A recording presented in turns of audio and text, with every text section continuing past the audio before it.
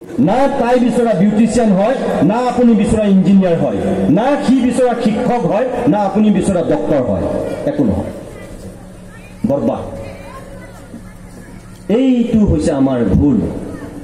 আপোনালোকৰ প্ৰতি মোৰ এইটো অনুৰোধ যে তাৰ বা তাই প্ৰতিভাটোক বুজিবলৈ চেষ্টা কৰক। এই গোটেই কথাখিনি মই মোৰ ঘৰখনৰ পৰা কৈ আছো। ডিব্ৰুগড় বিশ্ববিদ্যালয়ত মই যেতিয়া কিছুমান এই চৰকাৰী বিদ্যালয়ৰ কথা কৈছিলোঁ, অসমীয়া ভাষা সাহিত্য সংস্কৃতিৰ কথা কৈছিলোঁ, আমাৰ মানসিকতাৰ কথা কৈছিলোঁ, বহুত মানুহে মোক ভাল পাইছিল। তাতে একাংশই মোক সমালোচনা কৰিছিল ইউটিউবত বা ফেচবুকত যে নিতুমণি শইকীয়া ইমান ডাঙৰ ডাঙৰ কথা কৈছে, নিজৰ সন্তানক কোনখন ইংৰাজী মাধ্যমত পঢ়ুৱাই সেইটো কথা হ'লে নক'লে। ইয়াৰ সন্মানীয় শিক্ষা বিষয়াগৰাকীৰ কথাটো মোৰ ভাল লাগিল জানি, আৰু তেখেতৰ দৰে ময়ো আপোনালোকক কওঁ যে মই সেইজন মানুহ নহয় যে মই আনৰ চোলাটোত চেকা আছে বুলি ক'ম আৰু নিজেই মই লেতেৰা চোলা এটা পিন্ধি থাকিম। মোৰ চোলাটো চফা হ'লেহে মই আনক ক'ম যে আপোনাৰ চোলাটো লেতেৰা। অৰ্থাৎ সেইসকল মানুহে নাজানে যি প্ৰশ্ন কৰিছিল মোৰ ছোৱালীক মই কোনখন ইংৰাজী মাধ্যমৰ বিদ্যালয়ত পঢ়ুৱাওঁ। মই অসমৰ টেলিভিশ্যনৰ চাগে একমাত্ৰ সম্পাদক, বাতৰি কাকতৰ সম্পাদক কোন আছে মই নাজানো, কিন্তু টেলিভিশ্যনৰ সম্পাদকসকলৰ ভিতৰত মই একমাত্ৰ সম্পাদক যি মোৰ নিজৰ সন্তানক অসমীয়া মাধ্যমত পঢ়ুৱাইছো। মই গৌৰৱেৰে ক'ব পাৰোঁ। মোৰ ছোৱালীজনীক মই অকল চোকা কৰিবলৈ, মই মেধা কৰিবলৈ চেষ্টা কৰা নাই। তাইৰ প্ৰতিভাটো কি মই সেইটো সদায় বুজিবলৈ চেষ্টা কৰোঁ, আৰু মই তাইৰ মাককো সেই একেটা কথাই কওঁ যে তাই কি বিচাৰিছে সেইটো তুমি গুৰুত্ব দিবা। আৰু মই আপোনালোকক গৌৰৱেৰে ক'ব পাৰোঁ এতিয়া সেইটো চাগে মই খুব সৰুৰ পৰাই কৰিছোঁ কাৰণেই তাই এতিয়া মাত্ৰ 9 বছৰ বয়স হৈছে। এই 9 বছৰ বয়সতেই মাকে বিদেশ ভ্ৰমণ কৰিব পাৰিছে তাইৰ কেপাচিটিত, মাকৰ কেপাচিটিত নহয়। কলম্বোৰ ইণ্টাৰনেশ্যনেল থিয়েটাৰ ফেষ্টিভেলত তাই নাটক কৰিবলৈ গৈছে, মাকে নাটক কৰিবলৈ যোৱা নাই, তাইৰ লগতহে গৈছে। মণিপুৰ ইণ্টাৰনেশ্যনেল ড্ৰামা ফেষ্টিভেলত তাই নাটক কৰিবলৈ গৈছে, মাক তাইৰ লগত গৈছে, মাকে নাটক কৰিবলৈ যোৱা নাই। আৰু আপোনালোকক মই কৈ ভাল পাম, অসমৰ অন্যতম এগৰাকী শ্ৰেষ্ঠ অভিনেতা যতীন বৰা। যতীন বৰাই জীৱনৰ প্ৰথমখন ছবি অধিনায়ক নিজে পৰিচালনা কৰাৰ পিছত এতিয়া দ্বিতীয়খন ছবি নিজে কৰিছে, য'ত তেওঁ প্ৰযোজনা পৰিচালনা নিজে কৰিছে।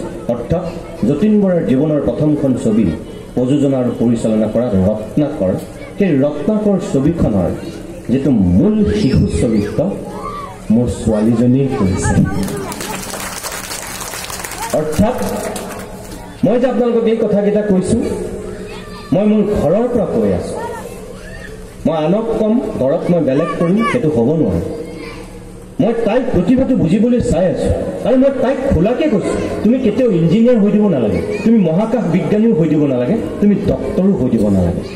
তুমি যদি অভিনয় কৰিব বিচাৰিছা মই তোমাক সম্পূৰ্ণ সমৰ্থন কৰিম, তুমি অভিনয় কৰা।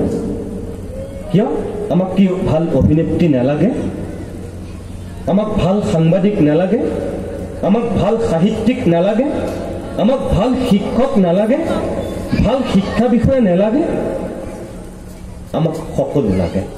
সেইকাৰণে আমি নিজৰ সন্তানৰ প্ৰতিভা অনুযায়ী আমি সেই দিশেৰে সিহঁতক যদি আমি আগুৱাই দিব পাৰোঁ, আপুনি চাব কেতিয়াও আপুনি সন্দিহান হ'বলগীয়া নহয়।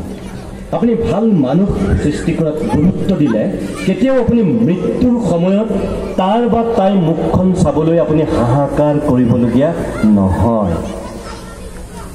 ভাল মানুহ সৃষ্টি নকৰি আপুনি ডক্টৰ ইঞ্জিনিয়াৰ বনোৱাৰ কাৰণেই আপোনাৰ মৃত্যুৰ সময়ত সি থাকি যায় আমেৰিকাত, তাই থাকি যায় ইংলেণ্ডত। আপোনাৰ কাষৰ ঘৰৰ আটাইতকৈ ভোদা আৰু বেঙা ল'ৰাটোৱে আহি আপোনাক বিচি থাকে গৰম দিনত, আপোনাক ঠাণ্ডা দিনত লেপখন সিহে দি দিয়ে কাষৰ ঘৰৰ ভোদা ল'ৰাটোৱে।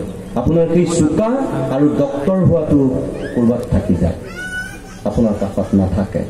লাগে জানো তেনেকুৱা সন্তান আপোনাক? নিশ্চয় নালাগে।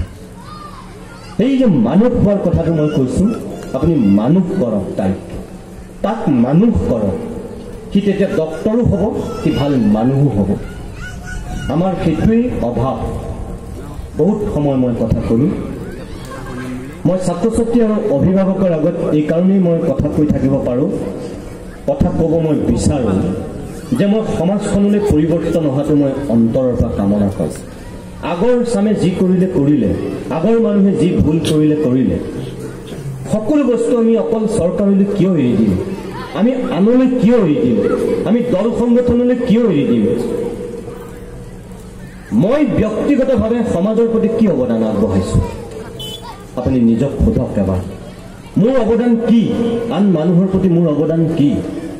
শক্তি সামৰ্থ্যৰ ভিতৰত থাকি আমি যদি প্ৰত্যেকেই তেনেকৈ ভাবিলোহেঁতেন, আমি যদি আনৰ কথা অলপ চিন্তা কৰিলোহেঁতেন, আমাৰ সমাজখন বহুত ধুনীয়া হ'লহেঁতেন, আমাৰ পৃথিৱীখনৰ ৰূপ সলনি হৈ গ'লহেঁতেন।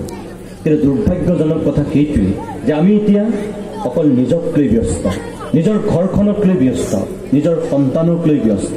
কাষৰ ঘৰত কি হৈ আছে, পৃথিৱীৰ ক'ত কি হৈ আছে, আমি খুব কমেই গুৰুত্ব দিওঁ। উঠি অহা প্ৰজন্মটো আৰু বেছি ডেঞ্জাৰ হৈ গৈ আছে, ভয়ংকৰ। তেওঁলোকে আমেৰিকাত কি হৈ আছে, ডোনাল্ড ট্ৰাম্পে ক'ত কি কৰি আছে, ভ্লাডিমিৰ পুটিনে ৰাছিয়াৰ কোনখন সাগৰৰ তীৰত বহি কিতাপ পঢ়িছে নে বৰশী বাইছে, সিহঁতি ভালকৈ খবৰ ৰাখে। কিন্তু সিহঁতি খবৰ নাৰাখে গাঁৱৰ নামঘৰটোত কি হৈ আছে, ঘৰৰ কাষৰ মানুহবোৰত কোন বেমাৰত আক্ৰান্ত হৈ মৃত্যুৰ সৈতে যুঁজি আছে, সিহঁতি খবৰ নাৰাখে। কিন্তু পৃথিৱীৰ বিভিন্ন প্ৰান্তত কি হৈ আছে, সিহঁতি ঠিকেই খবৰ ৰাখে। সেই চিন্তাটোৰ পৰা আমি উভতি আহিব লাগিব। আমি ঘৰখনত কি হৈ আছে, গাঁওখনত কি হৈ আছে, নামঘৰটোত কি হৈ আছে, নিজৰ চহৰখনত কি হৈ আছে, আমি প্ৰথমে সেইখিনি গম পাব লাগিব। আৰু তাৰ পাছত আমি জাপানত কি হৈ আছে, আমেৰিকাত কি হৈ আছে, ইংলেণ্ডত কি হৈ আছে, আমি তাৰ পাছত গম পাম। মই কোৱা নাই যে সেইখিনি খবৰ ল'ব নালাগে বুলি। দুৰ্ভাগ্যজনকভাৱে সেই প্ৰক্ৰিয়াটো বেছিকৈ বৃদ্ধি পাইছে। শ্বেক্সপিয়াৰক বেছিকৈ আমি জানিবলৈ চেষ্টা কৰিছোঁ আৰু শ্বেক্সপিয়াৰৰ নাটকৰ আমি চৰিত্ৰ, বৈশিষ্ট্য সকলোবিলাক আমি বুজিবলৈ চেষ্টা কৰিছোঁ। কিন্তু সেই সময়ত আমি পাহৰি গৈছোঁ যে বিশ্বৰ অন্যতম শ্ৰেষ্ঠ নাট্যকাৰ শংকৰদেৱো আমাৰ ৰাজ্যখনতে আছে। মাইকেল জেকচনৰ গীত আপুনি শুনক, মোৰ আপত্তি নাই। কিন্তু মাইকেল জেকচনৰ গীত শুনাৰ লগে লগে আপুনি ভূপেন হাজৰিকাৰো 10টা গীত শুনিবলৈ চেষ্টা কৰক। কিন্তু দুৰ্ভাগ্যজনকভাৱে এতিয়া আমাৰ সমাজত বৃদ্ধি পাইছে, মোৰ ল'ৰাটোৱে অসমীয়া ক'ব নাজানে নহয়, মোৰ ছোৱালীজনীয়ে অসমীয়া পঢ়িবই নাজানে, জানে? এই শ্ৰেণীটোৰ সংখ্যা লাহে লাহে বৃদ্ধি পাইছে। আৰু মই ভাবোঁ সেইবিলাক ঠাৰি চিঙা বেঙেনাৰ দৰে হ'ব এটা সময়ত। ঠাৰি চিঙা বেঙেনা পুদুৰ হৈ যায়, কাম নাথাকে। আপুনি নিজৰ যদি সন্তানক সঁচাকৈয়ে ভাল কৰি ৰাখিব বিচাৰিছে, সেই কামখিনি আপুনি দিব লাগে। ইংৰাজী মাধ্যমত পঢ়োৱাটো বেয়া নহয়, পঢ়োৱা। ইংৰাজী মাধ্যমত পঢ়া ল'ৰা ছোৱালী বহুত জাতীয়তাবাদী ভাৱা সম্পন্ন, অসমৰ কৃষ্টি সংস্কৃতি ভাষা সাহিত্যক লৈ অত্যন্ত চিৰিয়াছ হোৱা ল'ৰা ছোৱালী বহুত আছে, তেওঁলোকক চেলুট। কিন্তু সেইসকলক, যিসকলে নিজৰ মাতৃভাষাটো, নিজৰ কৃষ্টি সংস্কৃতিক লৈ মুঠেও গুৰুত্ব নিদিয়ে, গৌৰৱহে কৰে অসমীয়া ভাষা সাহিত্য সংস্কৃতি নজনাক লৈ, সেইসকল আমাৰ কাৰণে অলপ ক্ষতিকাৰক। তেওঁলোকৰ পৰা আমি কিন্তু আঁতৰি আহিব লাগিব, তেওঁলোকৰ মানসিকতাটো আমি সলাব পাৰিব লাগিব। সামগ্ৰিকভাৱে এই সোণালী জয়ন্তীৰ দৰে উৎসৱৰ অনুষ্ঠানত আমি তেনেধৰণৰ কিছু বাৰ্তা আমি সমাজলৈ দিব লাগিব। এনেই পাতিব লাগে কাৰণে পাতিলে নহ'ব, আমি 10টা কথা নতুনকৈ চিন্তা কৰিব লাগিব যে আমি কি কৰিম, আমাৰ উঠি অহা প্ৰজন্মটোক কি দিম, সমাজখনলৈ আমাৰ কি বাৰ্তা আহিব। এনেধৰণৰ শৈক্ষিক অনুষ্ঠানৰ, এই ধৰণৰ মহোৎসৱবিলাকত সেই পৰিৱেশটোৱে এটা কামত দিয়ে। সেইকাৰণেই মই আপোনালোকক এই কথাখিনি ক'লোঁ। ইয়ালৈ আহি মই আকৌ কৈছোঁ যে মোক আমন্ত্ৰণ কৰি আপোনালোকে মোক ধন্য কৰিলে, ইয়াৰ পৰিৱেশটো দেখুৱালে, মই মন কৰিছোঁ আপোনালোকৰ আগ্ৰহ, আপোনালোকৰ আন্তৰিকতা, আপোনালোকৰ সদিচ্ছা। এটাই মই কওঁ আপোনালোকক, মোৰ ওচৰত যিখিনি বিশ্বাস পোষণ কৰি, আস্থা ৰাখি উদ্যোক্তা সমিতি আৰু আপোনালোক এতিয়ালৈকে এনেকৈ গোট খাই থাকিল, মোক আমন্ত্ৰণ কৰিলে, মই কোনো ৰাজনীতিবিদ নহয়, কিন্তু মই এটা প্ৰতিশ্ৰুতি আপোনালোকক দিছোঁ। অন্ততঃ মই সেইজন মানুহ হৈ এই পৃথিৱীৰ পৰা বিদায় ল'ব বিচাৰিলোঁ, যিদিনাখন মোক বগা কাপোৰে ঢাকিব, মোৰ ছোৱালীজনীয়ে আৰু মোৰ মানুহজনী অকল আউলি বাউলি হৈ কান্দি কাটি পাগলী হৈ নাযাওক। অন্তত ৰাজ্যখনৰ 10জন মানুহেও ক'ৰবাত মই গম নোপোৱাকৈ কওক যে এজন ভাল মানুহ মৰিল, বেয়া লাগিছে। কোনোবাই কওক যে তেখেতৰ আত্মাই চিৰ শান্তি পাওক, ভগৱানৰ ওচৰত প্ৰাৰ্থনা কৰিছোঁ। মোৰ মানুহজনীও গম পাব নালাগে, মোৰ ছোৱালীজনীও গম পাব নালাগে। মোৰ মৃত্যুটো যদি তেনেকৈ হয় তেতিয়াই মই সুখী হ'ম। আৰু আপোনালোকক মই ইয়াত থাকি সেইটোৱে কওঁ যে মই জাতিৰ স্বাৰ্থত, ৰাজ্যখনৰ স্বাৰ্থত, সামগ্ৰিকভাৱে অসমৰ মানুহৰ স্বাৰ্থত মোৰ জ্ঞান আৰু বুদ্ধি শেষ বিন্দু থকালৈকে, মই সুস্থ হৈ থকালৈকে মই সেই চিন্তাৰেই যাম, সেই চিন্তাৰে কাম কৰিম আৰু আনকো সেই চিন্তাৰে কাম কৰিবলৈ উদ্বুদ্ধ কৰিম। আৰু ইয়াতো মই আপোনালোকক সেই কথাখিনিহে কৈছোঁ যে যিখিনি মোৰ মনৰ মাজত আছে, আপোনালোক মোৰ সোঁৱে বাৱে থকা মানুহ, আপোনালোক মোৰ সাহস, আপোনালোক মোৰ প্ৰেৰণা। আৰু আপোনালোকেও ভাবক যে আপোনালোকৰ কাষত মোৰ নিচিনা এজন নিষ্কিন মানুহ আছে।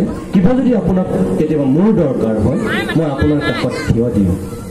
মোৰ সহায় বিচাৰিলে মই আপোনালোকক কৰিম, মোৰ শক্তি আৰু সামৰ্থ্যৰ ভিতৰত থাকি।